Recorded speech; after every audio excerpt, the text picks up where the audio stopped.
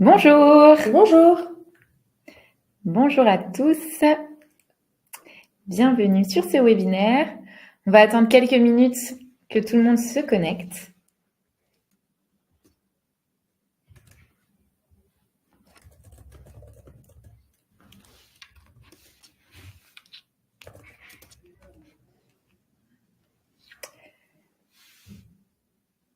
On va attendre jusqu'à 14h04, 14h05 environ. On en profite d'ores et déjà pour vous dire que la présentation sera suivie d'une session de questions-réponses et vous pouvez poser vos questions dans l'onglet prévu à cet effet, juste à côté du chat.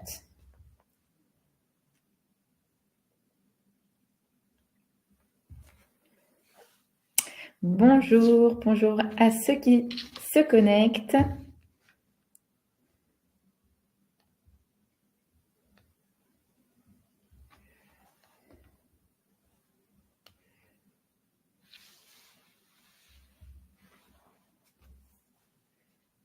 Bonjour à tous.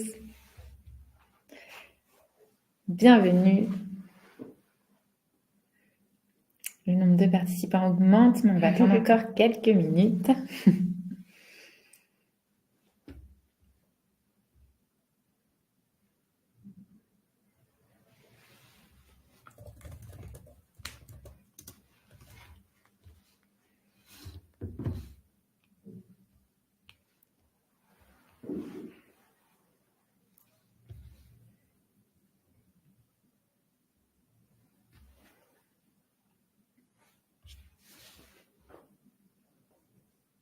Vous avez été nombreux à vous inscrire, donc on attend encore un petit peu que les derniers se connectent.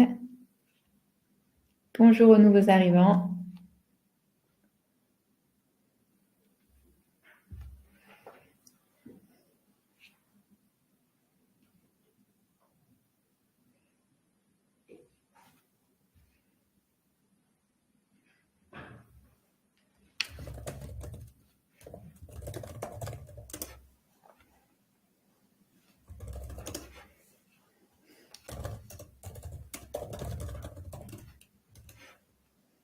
Bonjour, bonjour.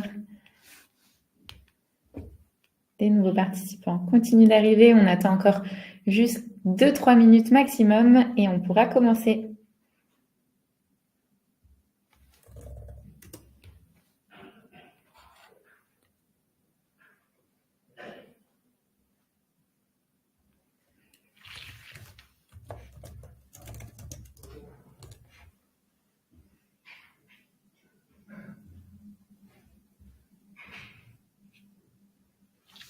Je pense qu'on va attendre une dernière minute et on pourra y aller. On a pas mal de personnes connectées.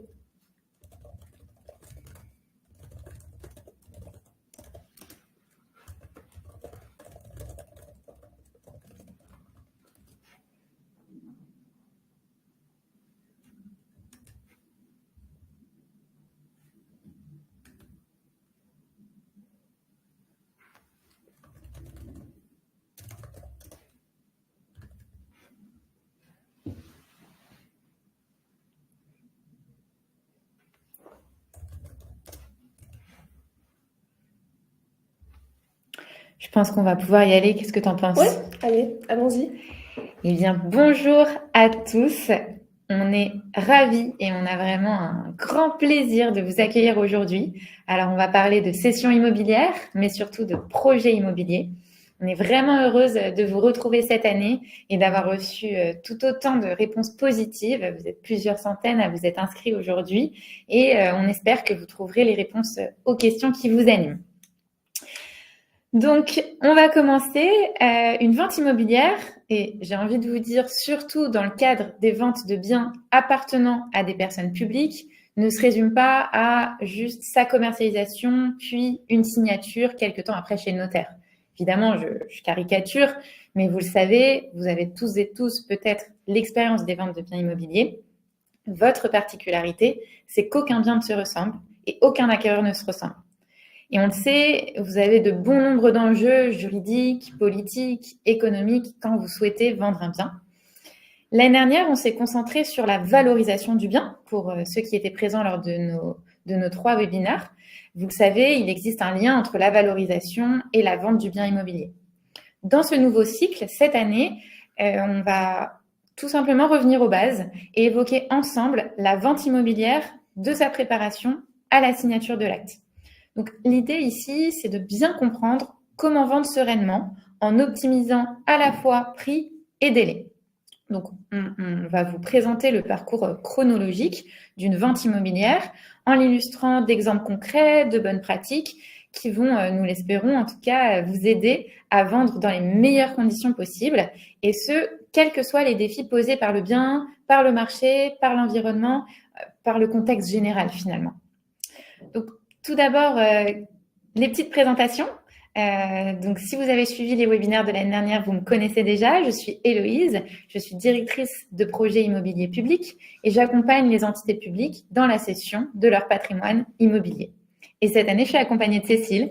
Bonjour à tous, donc je suis Cécile. Mon travail, c'est de déterminer la valeur des biens avant la vente, mais aussi tous les enjeux à lever pour une commercialisation optimale et pour permettre des signatures d'actes de vente dans les bonnes conditions. Donc on va aller commencer tout de suite. Aujourd'hui, nous allons parler de la bonne préparation d'une vente.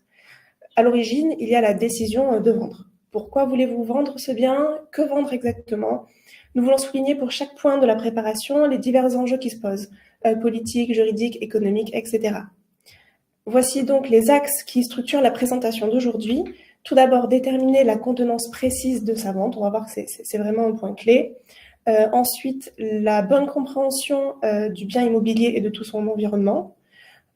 Le troisième axe, c'est comment vendre et à quel prix. Et enfin, préparer la suite, comment bien anticiper les étapes suivantes de la vente. Et nous terminerons par une petite session de questions et réponses. N'hésitez pas à les poser quand elles vous viennent au fur et à mesure dans l'onglet questions prévu à cet effet, et nous y répondrons avec plaisir à la fin de la représentation. Alors, tout d'abord, déterminer une contenance précise. Ici, il s'agit surtout de se poser les bonnes questions dans un premier temps.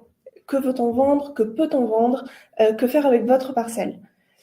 La contenance d'une vente correspond à l'emprise foncière que vous souhaitez céder. Concrètement, il s'agit de la ou des parcelles qui feront l'objet de la vente. Quand vous vendez une maison, vous vendez surtout le terrain sur lequel elle se situe. Je vais vous donner un exemple. Une commune souhaitait un conseil sur le découpage cadastral à réaliser pour une vente.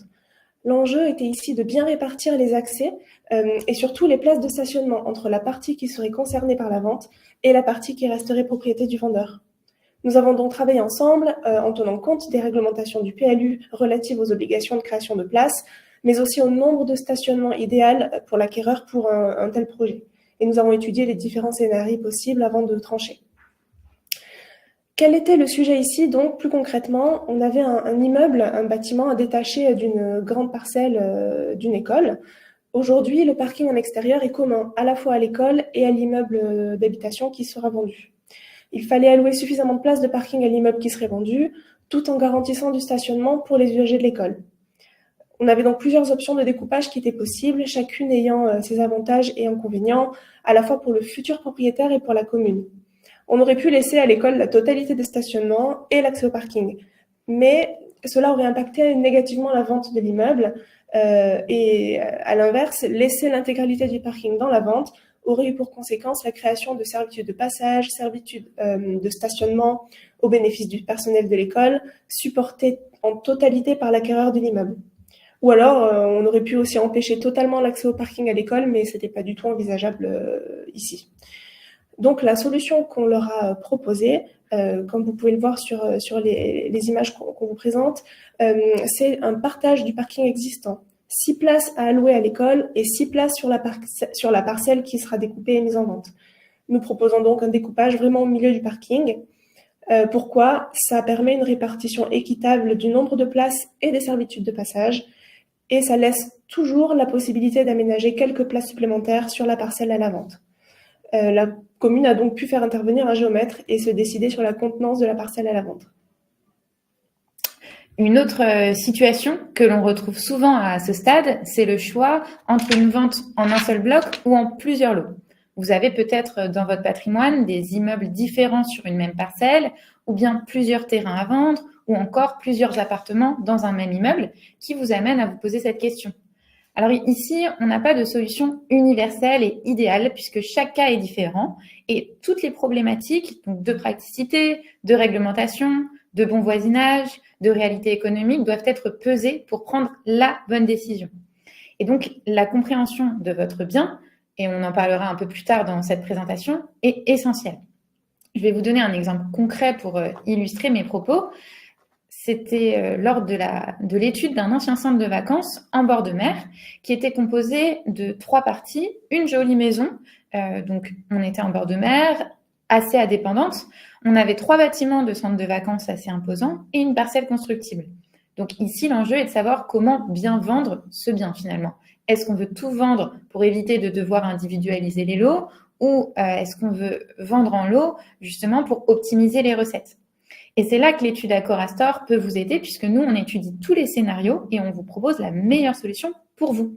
Alors, spoiler pour cet exemple, ici, au vu de sa localisation géographique, le résultat de notre étude était de vendre en lot pour optimiser les recettes. Alors, petite astuce ici qui va vous aider, c'est le titre de propriété. Donc, vous le savez, s'assurer de la propriété du bien que vous vendez est une de vos responsabilités en tant que vendeur. Le titre de propriété est donc un document essentiel, mais il ne sert pas qu'à remplir une obligation légale. Il vous permet, dès le départ, de vérifier des informations précieuses, notamment en ce qui concerne la contenance. Savoir ce que vous possédez, évidemment, mais également ce dont peut être grévé votre bien. Par exemple, les servitudes de passage, des servitudes de stationnement ou autres types de servitudes. Ces servitudes-là, elles feront partie intégrante de ce que vous vendrez. Le titre de propriété doit donc être un outil qui vous accompagne dans votre réflexion, et ce, dès le tout début. Tout à fait. Donc, oui. Vas-y. Le titre de propriété, le bien immobilier vendu, donc, c'est essentiellement une contenance. C'est ce qu'on vient de voir, mais aussi un bâti dans un environnement composé de contraintes et d'atouts. Tout à fait.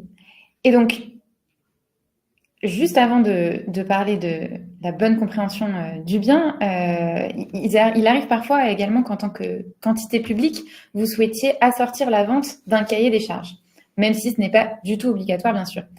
Le cahier des charges, il vous permet certes de répondre à certains enjeux politiques, par exemple, mais il vient avec son lot de contraintes. Et on en avait parlé l'année dernière. On a réalisé un webinaire spécial à ce sujet. Donc, on vous invite à le revoir, le voir ou le revoir. On pourra d'ailleurs vous envoyer le lien de replay. En revanche, ce qui est important, c'est la définition claire et précise de cet éventuel cahier des charges. Dans tous les cas, cela fait partie des éléments à déterminer avant toute mise en commercialisation.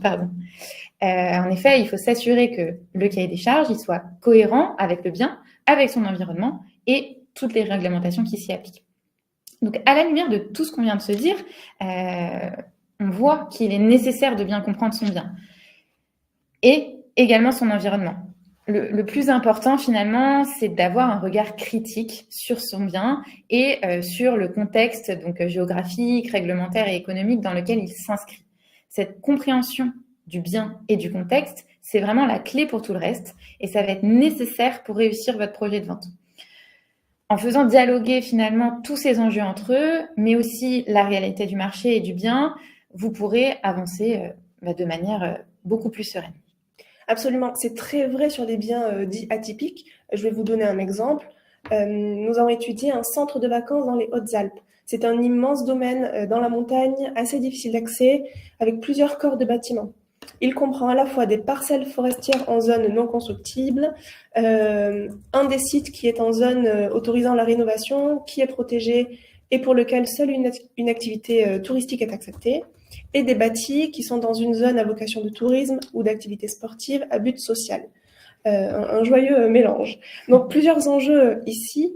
Un enjeu pratique. Comment vendre ? Faut-il tout vendre en une seule fois ou bien site par site, en plusieurs sessions? Ça nous renvoie encore à la détermination de la contenance dont on vient de parler.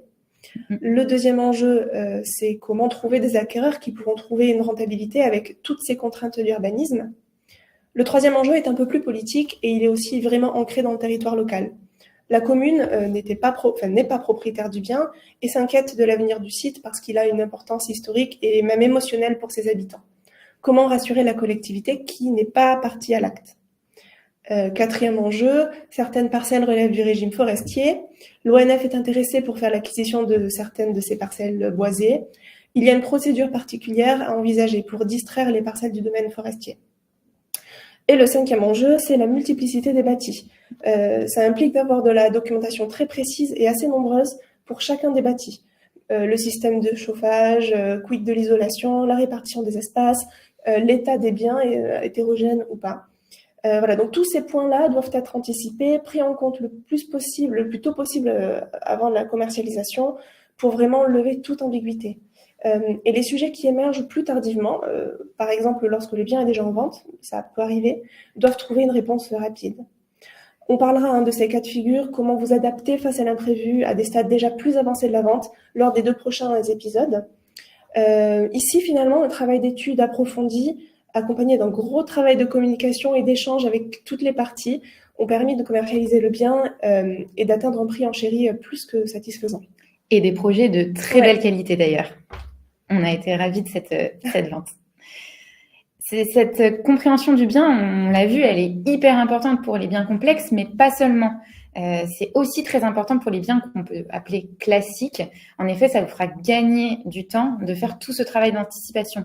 On peut parler, par exemple, des ventes d'un bien loué. L'état locatif précis et détaillé est indispensable en amont de la commercialisation. Le loyer est-il en accord avec le marché? Quelles sont les échéances du bail? Mon locataire est-il protégé, c'est-à-dire âgé ou disposant de revenus faibles? Est-ce qu'il est bon payeur? Est-ce qu'il a des loyers impayés? Est-ce qu'il a des velléités de départ? En fait, de façon générale, un acquéreur éclairé fera une offre éclairée et donc fiable. On ne vous le répétera jamais assez, mais la transparence du vendeur, c'est gage de réussite commerciale pour la vente. Ça, on le voit vraiment dans toutes nos expériences. Alors, une autre astuce, un autre outil qui va vraiment vous aider là-dessus, ce sont les diagnostics techniques. Tout comme la détention du titre de propriété, fournir les diagnostics est une de vos responsabilités en tant que vendeur. Les diagnostics doivent être fournis au plus tard au moment de la signature d'un avant-contrat, et le DPE, lui, est même obligatoire aujourd'hui sur toute annonce immobilière, donc bien avant la signature d'un avant-contrat.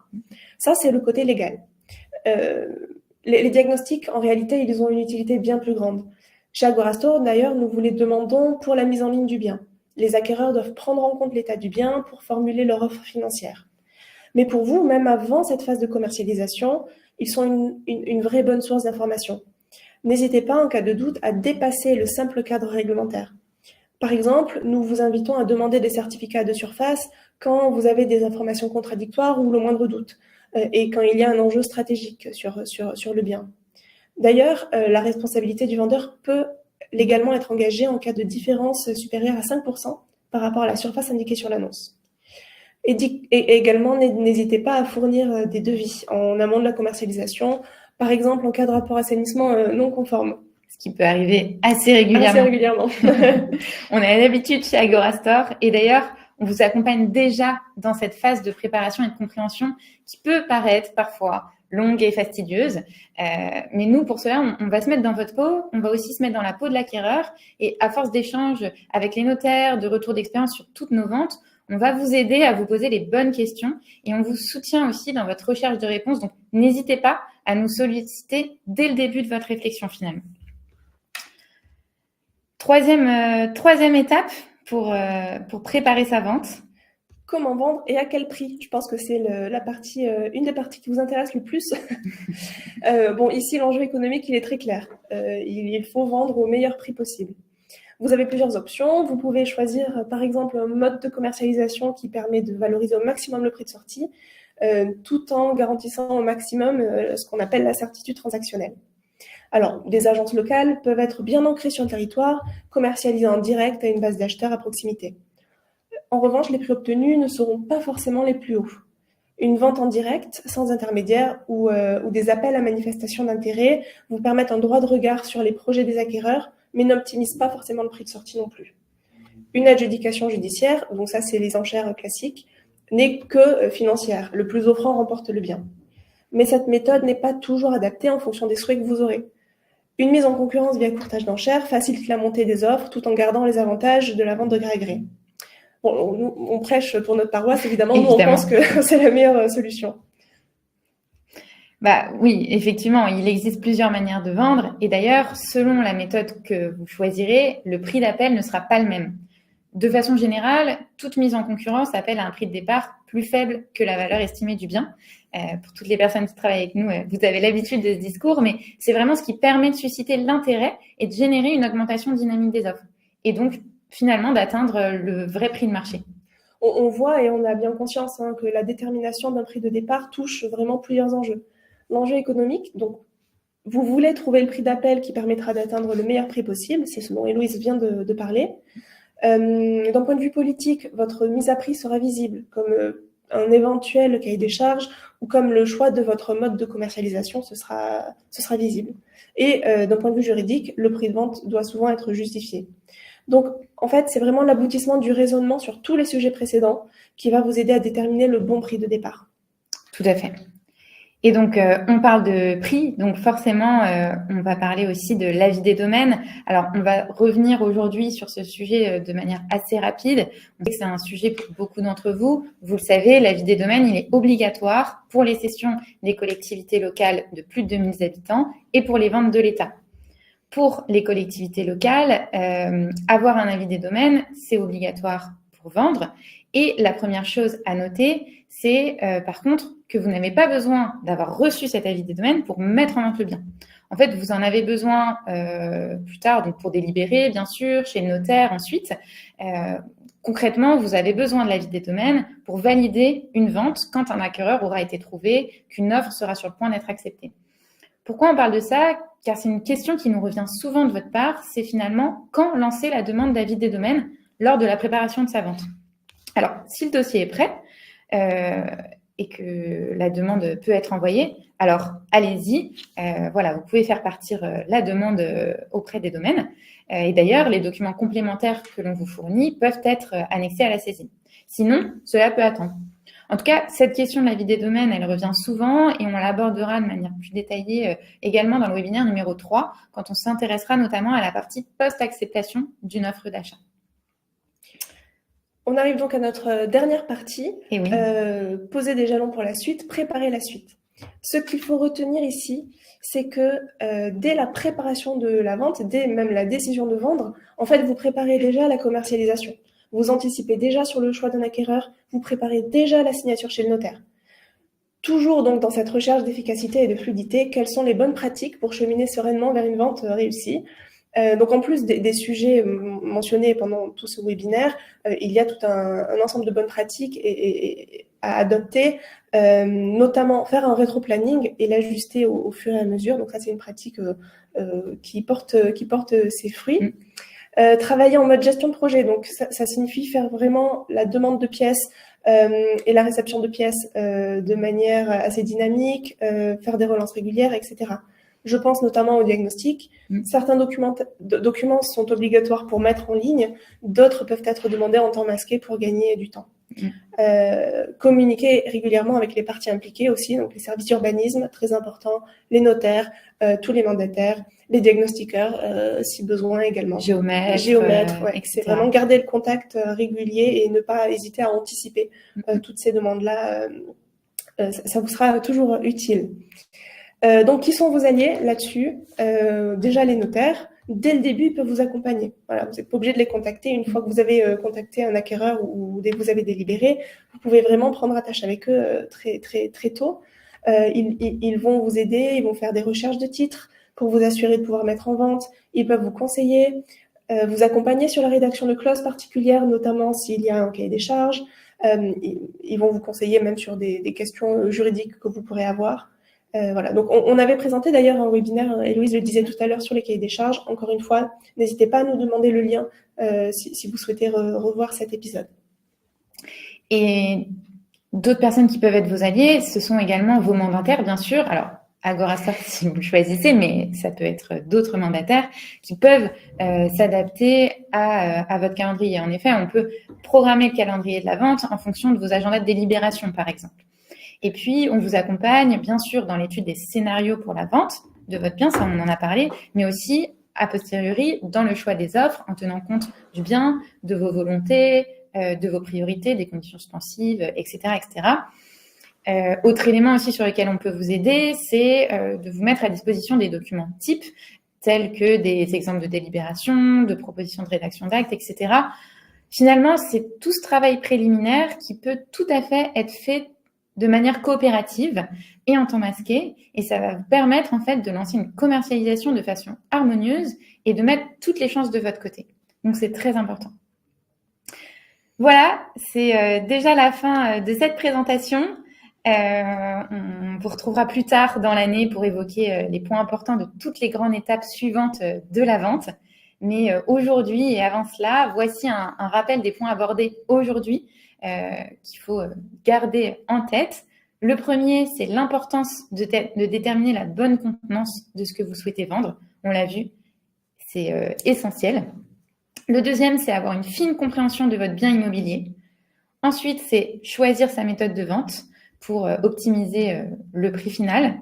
Et enfin, travailler en mode projet, avancer en temps masqué pour anticiper tous les points sensibles et puis finalement réduire au maximum les délais qui peuvent l'être. Donc voilà pour ce premier webinaire de cette nouvelle série. On vous remercie pour votre attention. On espère que cette présentation vous a aidé. Alors, avant de se quitter, on va pouvoir répondre à quelques-unes de vos questions. Bien sûr, on n'aura pas le temps de tout traiter, mais on vous fera un retour écrit à la suite si besoin. Et puis, bien sûr, vous recevrez la présentation et le lien du replay comme d'habitude. Voilà. Donc, on va regarder les questions. Ouais, j'ai vu qu'il y en avait une première. Alors, où se trouve le titre de propriété, notamment quand il n'y a pas eu de suivi d'archives. Alors, le titre de propriété, si vous ne le retrouvez pas, vous pouvez demander conseil à votre notaire. Le notaire, il va lever ce qu'on appelle donc un EHF. Le EHF, il y répertorie toutes les mutations depuis 1956. Et donc, sur cet EHF, s'il y a eu des ventes, par exemple, depuis 1956, apparaîtront chaque vente et chaque acte à demander. Donc, il pourra faire une autre demande auprès du SPF. Si le HF est vierge, ça veut dire que probablement il n'y a pas eu de mouvement de cette parcelle-là depuis 1956. Et en général, les notaires considèrent qu'il y a bien propriété antérieure à 56. Si votre en général, les notaires le font sans problème. Si votre notaire ne répond pas et que vous travaillez déjà avec Agorastore, nous, on travaille avec des notaires qui ont l'habitude de le faire bien avant les commercialisations. Tout à fait. Ça peut être un travail de recherche important, effectivement.